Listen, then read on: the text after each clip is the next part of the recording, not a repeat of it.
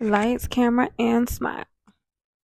I really need that to be the theme song to these videos. Like, I think about that every single time I turn the camera on, and I don't even want to know how much it would cost me to use that as a theme song in my videos, but I can do it with a broken heart. It's definitely the theme song of making these videos and of my channel because I can do it with a broken heart. So many of my videos are about grief and about doing YouTube and making these videos before I'm quote unquote ready. Anyway, hi you guys. My name is Mara Sullivan. If you are new here, welcome. This is my sixth YouTube video. If you have already watched my first 5 videos, I hope that you have been enjoying them so far. If you have not watched the first 5 videos, please go check those out and subscribe to this channel so that you do not miss any uploads from me. Make sure you have your notifications on. I'm gonna be making my first few YouTube videos about grief because I feel like grief is so much more like of an intimate subject. It's a very touchy subject. It is something that I feel like it's just a little bit more personal. And so I thought that like being on camera and recording these videos will help me to one get out of my comfort zone, which is my number one goal with this channel, but also to just connect with someone who might be going through the same thing on a little bit more of a personal level. Like it's been helping me to actually see other creators, video wise that have been talking about it and seeing them face to face virtually in person, quote unquote. Um, it's been helping me a lot to, like I said, just see them on camera talking about it. And I, want to talk about that as well on this channel. And so that's why I'm doing a lot of like grief content on my channel. That's not what this whole channel is going to be about. Like I'm still going to be talking about all the similar stuff that I talk about on my podcast. I'll be talking about navigating your 20s. I will be talking about mental health. I will be talking about faith and money and school and work and just all the adulting areas that all of us struggle with and are going through, relationships, all different types of things.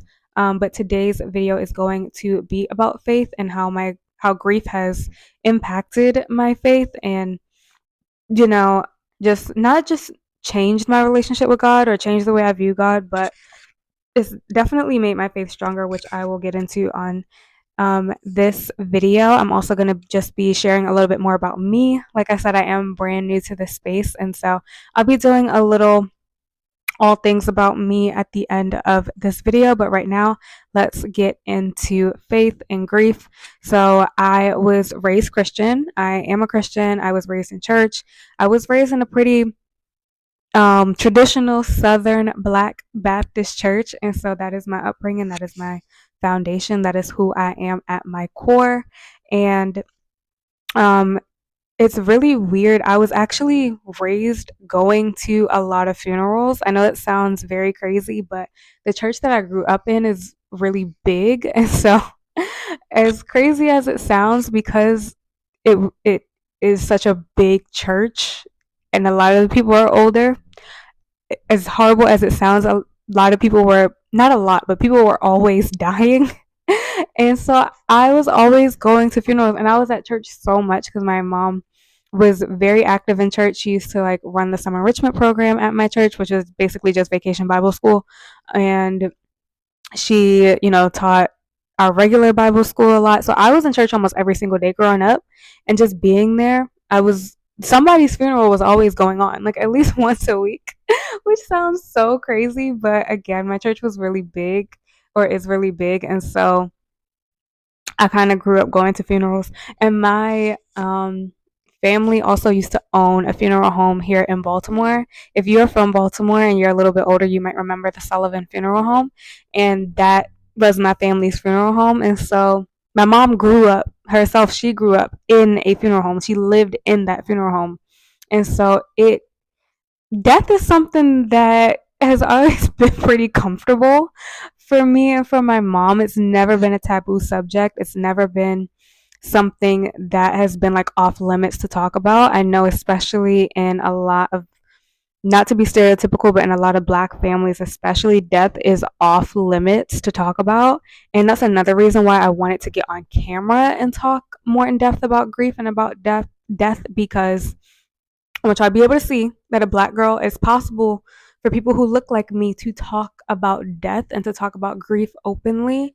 And I think that it's something that, with mental health just becoming a lot more open and the awareness is becoming a lot stronger in the mental health space in general. It is just becoming more common for everyone to open up a little bit more. And especially, I think it's good, especially in our community, that we talk about how we're feeling, that we stop, you know, putting things on the back burner, that we stop acting like things don't affect us, that we stop holding everything in because it literally kills us. Like it's no secret that we drop like flies on a regular basis compared to other um, races and demographics and stuff. And so that's another reason why I wanted to record me talking about death and about grief on video so that people who look like me are inspired to open up that conversation, hopefully, even if it's just one other person out there. But said all that to say, I grew up kind of going to funerals. And so death has never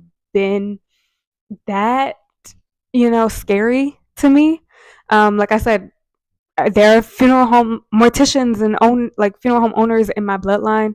One of my mom's best friends is one of the top funeral home owners in the state or almost in the country. And so he was always around, me growing up. And so I've always just been in that space. And so I've always seen funerals or been told that funerals are a celebration of life. I grew up, like I said, going to funerals that were really like homegoing services. They were celebrations. Of course, all funerals are going to be sad. There's always going to be tears. There's always going to be, especially if you haven't been to a black funeral, you really haven't been to a funeral, okay? Like my mom's funeral, as sad as it was, you the characters that show up are so, for lack of better words, funny. Like if you just black funerals, black weddings, like it's just incomparable. There's nothing like a black funeral. And I think that's been one of the main things that has also gotten me through this is that my mom loved to laugh. And so the fact that like my mom was one of those people who was just so cool with everyone, and her death was so unexpected. It just brought so many people together that hadn't seen each other or been around in a very long time. And y'all know what happens when people who ain't seen each other, black people especially, get in the same room and they ain't seen each other in a long time and they still got beef from 100 years ago. Like it just, even though the occasion itself was obviously extremely devastating and so unbelievably sad, there was a lot of laughter going on. And I know that it can sound crazy to people who, haven't grown up with that honestly just black experience, that it might be hard to understand. And it happens, not to be stereotypical, but it also, if you guys have never seen them, there's a Jane Fonda movie. I can't remember the name of it, but I'm going to try to put it on the screen somewhere. That's also really good. It's a Jewish family going through the funeral process. I forgot what it's called, in the Jewish faith, where they like sit in mourning. I can't remember what the phrase for that is, but the movie itself is so good. It's also very accurate. It's a very similar experience.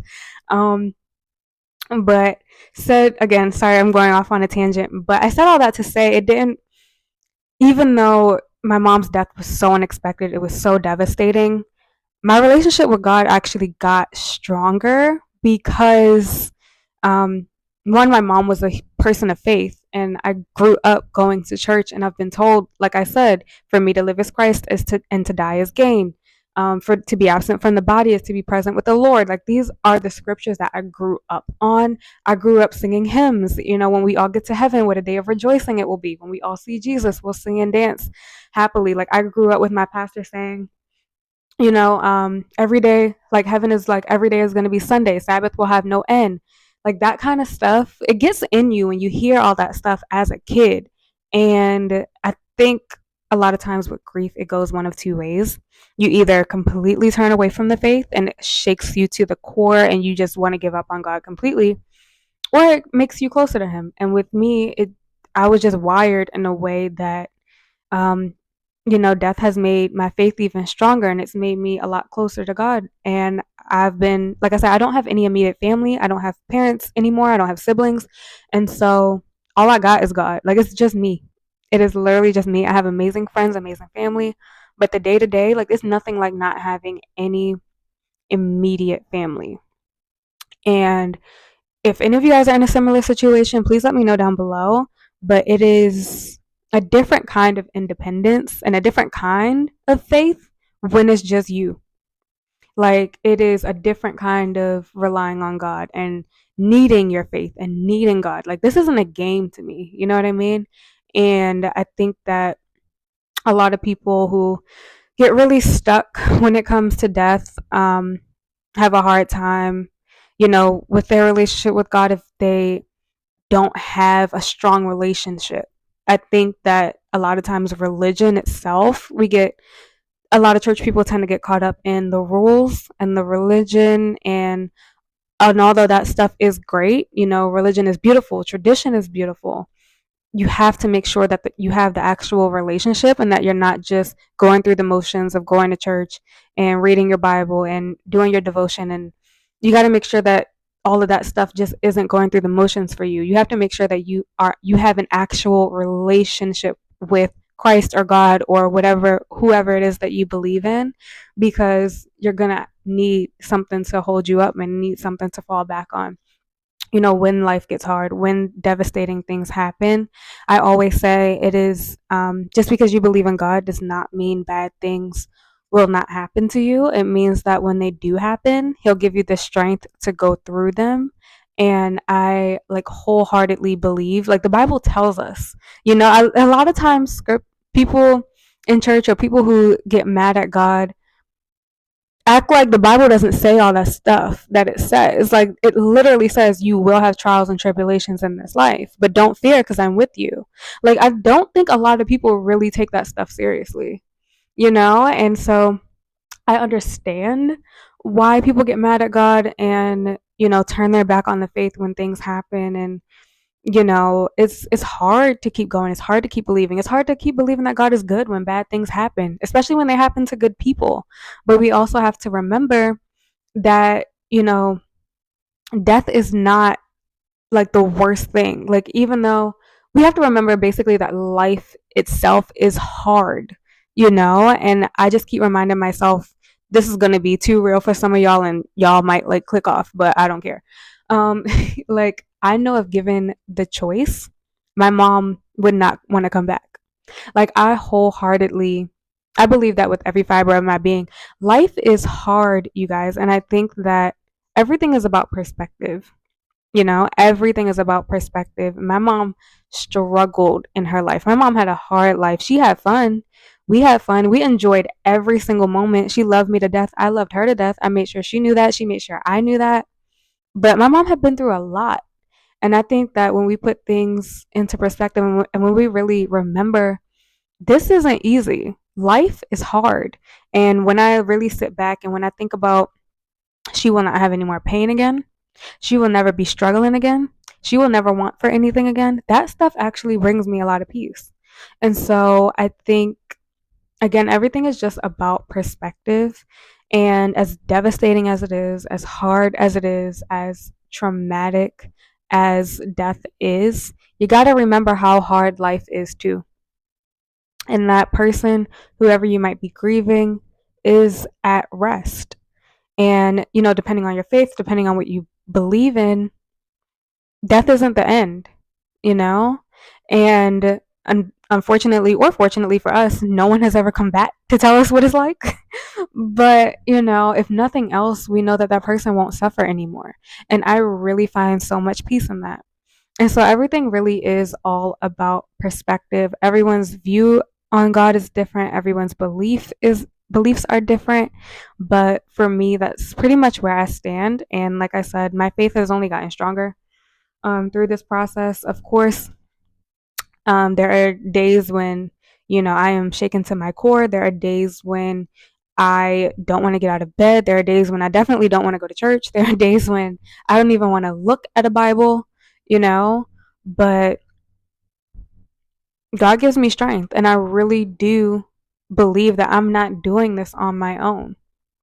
And that's literally at my core, that is the only reason why I believe in God. I don't believe that I'm doing any of this on my own. There's no way that I literally lost my mom a year ago and I'm functioning. Like, it's like the way everything happened. If you haven't watched my like story time video, go check that out.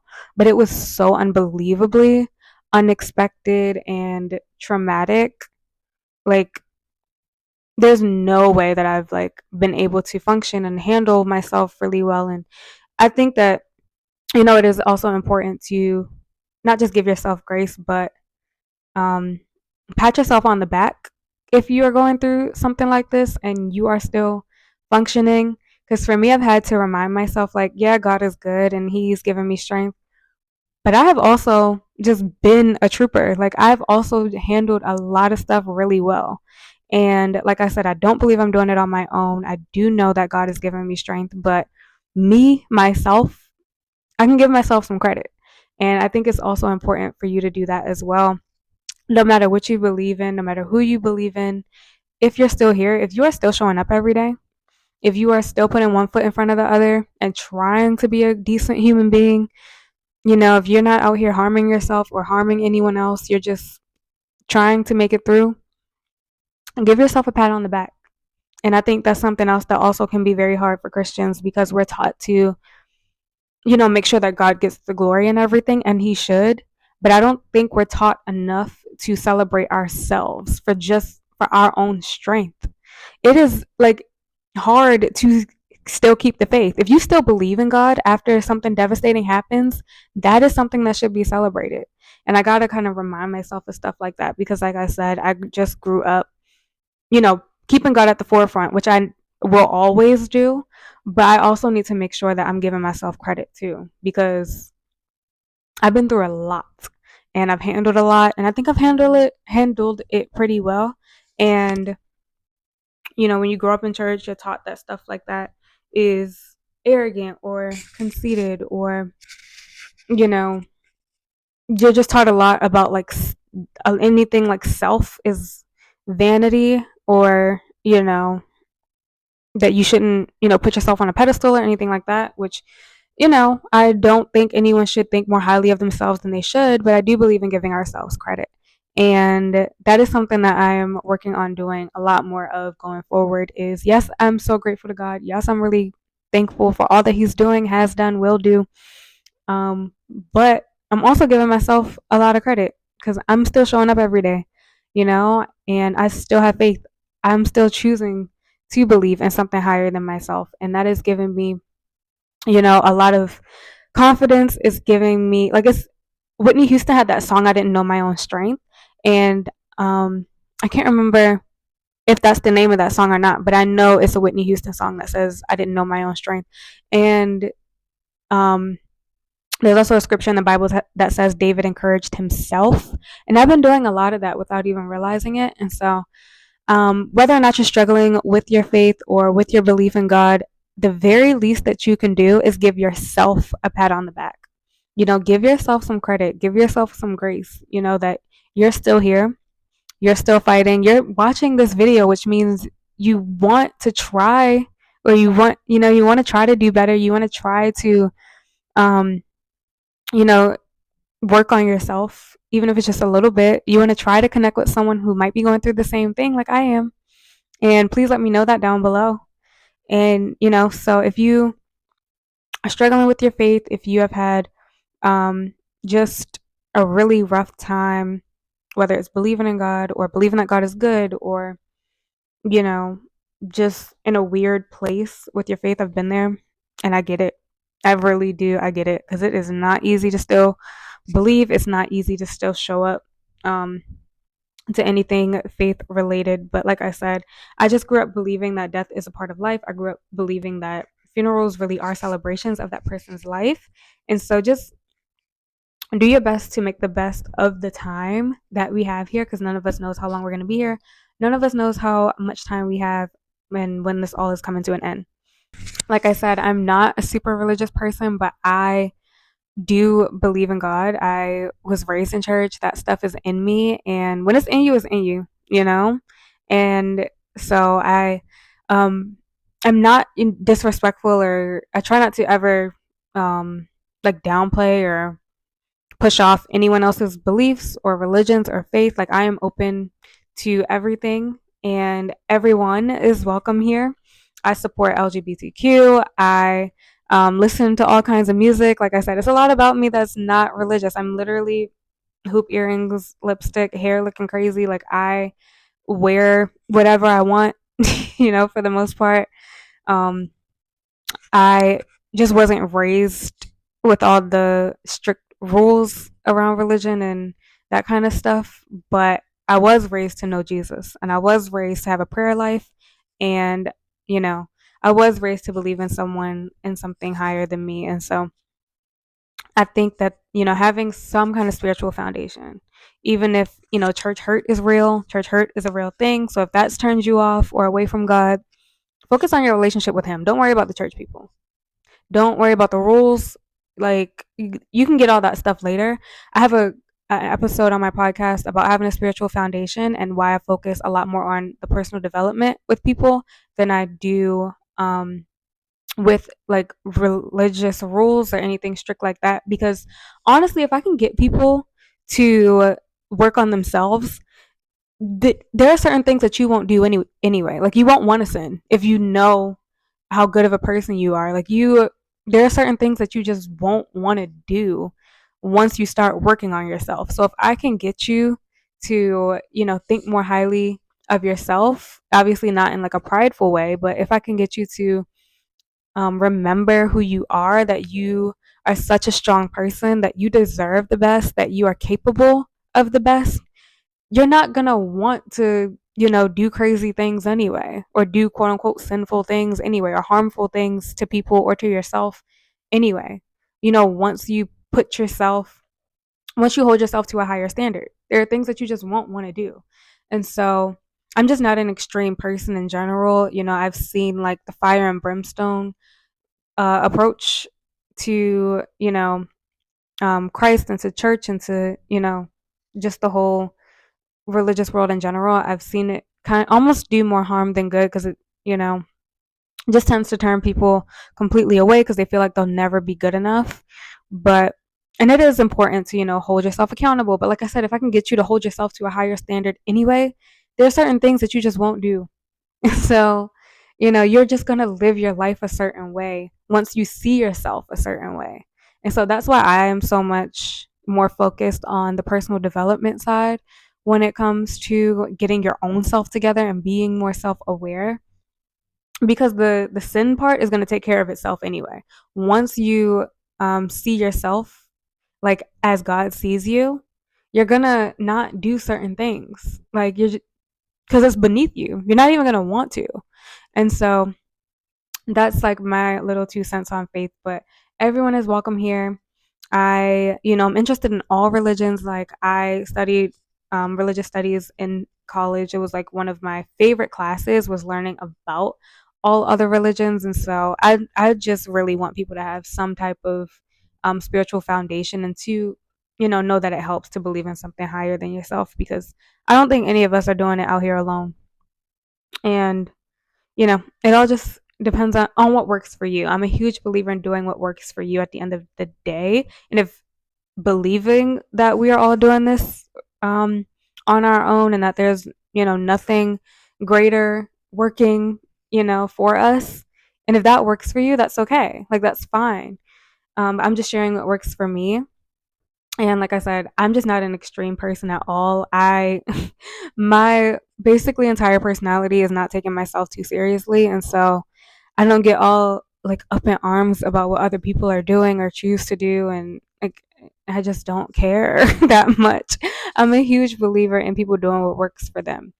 But I do hope that if you have been struggling with faith or with God in any kind of way, that you got a different perspective on things. Like I said, death does not have to be as devastating, scary, traumatizing as most of us think it is. Death is a part of life, and it can be hard to accept that, but it's the reality. None of us make it out of here alive, you guys. If there's something you want to do, go do it. If there's someone you want to talk to or something you need to say, go say it. If there's somewhere you want to go, go. I know that it's easier said than done, but make it happen. We don't come here to stay. We really don't. And like I said, just putting things into perspective can really, really, really help. I'm also just a person who knows that we don't get control over a lot of stuff. Like I said, I don't take myself too seriously, and I think with that comes knowing that a lot of stuff is out of my control, and I can't control most of what happens, but I can control how I respond to it. And I learned a lot about that through Suleika Jawad. I talk about her in basically every video I've posted up until this point. She is a cancer survivor.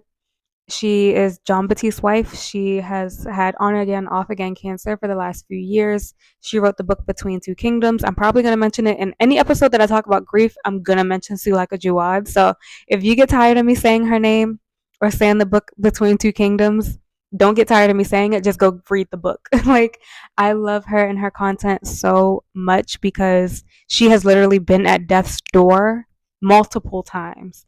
And so she just has such a refreshing view of life, of death, and just of us knowing and accepting that it's out of our control. So much is really out of our control. It's just all about perspective. It's all about how, we choose to deal with what happens to us.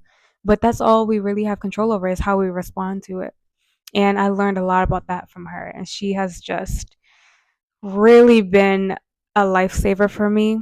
And I'm really grateful. I got to see her when I went to go see John Batiste at Radio City last month. I got to see her in person. She was at the show. And I got to meet John Batiste, which was very cool, and basically tell her thank you for me because his work and her work together have been super inspiring to me.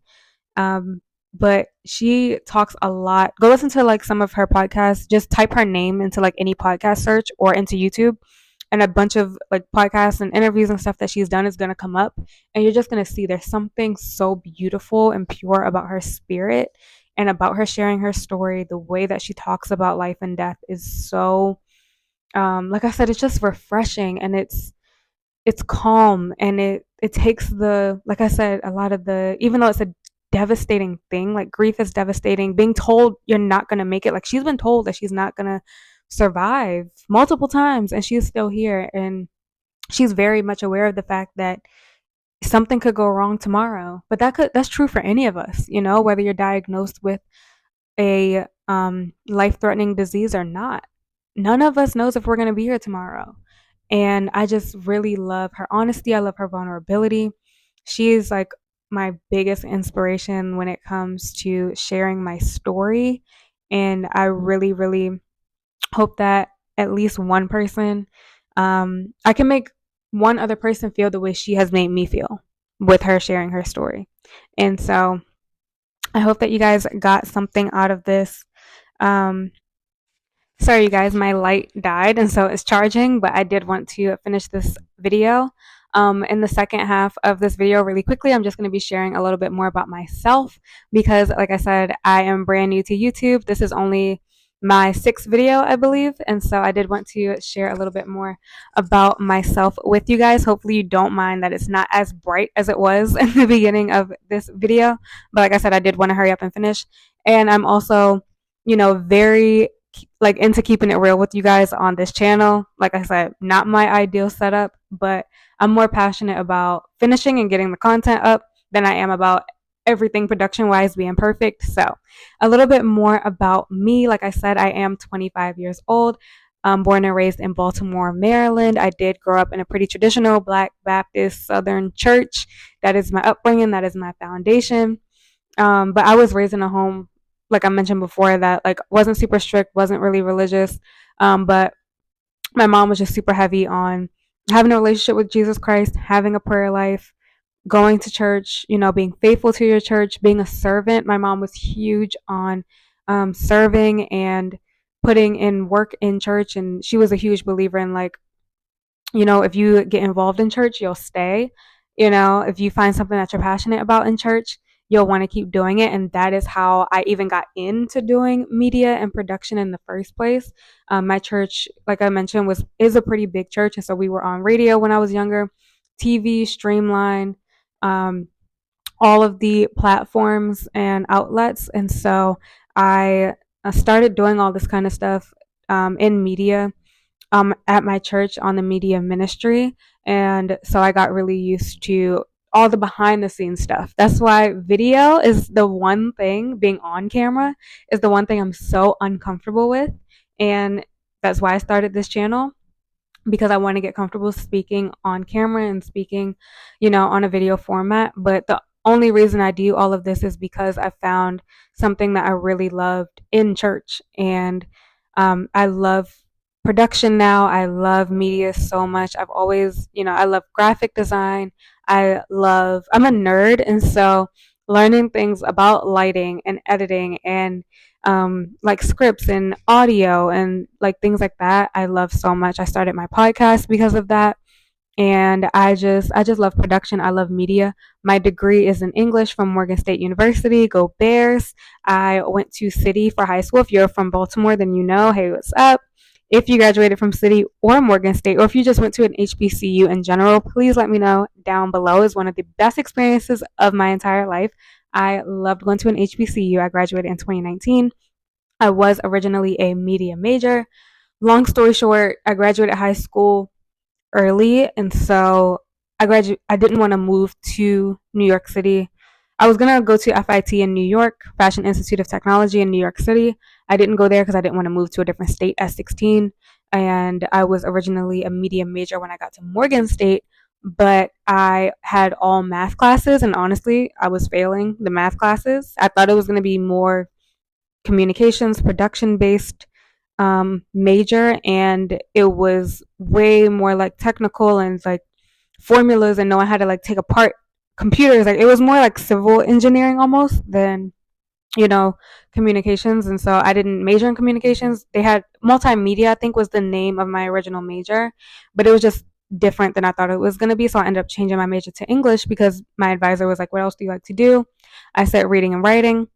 That's how I ended up being an English major. And I'm really glad that I did, because I have always been so passionate about reading, and I love writing as well.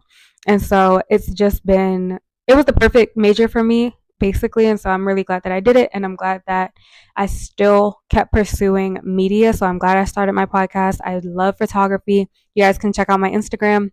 I love taking pictures both in front of and behind the camera. I just am a lover of art. I'm super passionate about art. I am passionate about children, like I talked about before. I'm passionate about health. And now I'm grief and talking about that and spreading that message, that it doesn't have to always be. Grief is going to be hard no matter what, but there are things that can help with it. And now, like I said, talking about grief is something that I'm now really, really passionate about. I love people's stories. And so it is my dream one day with the podcast to be able to sit down and talk to artists that I admire so much, because I love the story behind the artist. I am a huge believer in nothing is black and white, and I love getting to know the story behind people. I love podcasts. I love listening to, interviews that my favorite artists have done, and interviews um, that not just interviews, but they're documentaries and autobiographies and biographies. Reading Kenny G's book was really good. I'm really glad I went to the book signing. I got to meet him, because I like stuff like that, especially with artists like him, because you think Kenny G, you think saxophone. That's it. You kind of don't think about him as a person. And so I like getting to know the person behind the work that they do.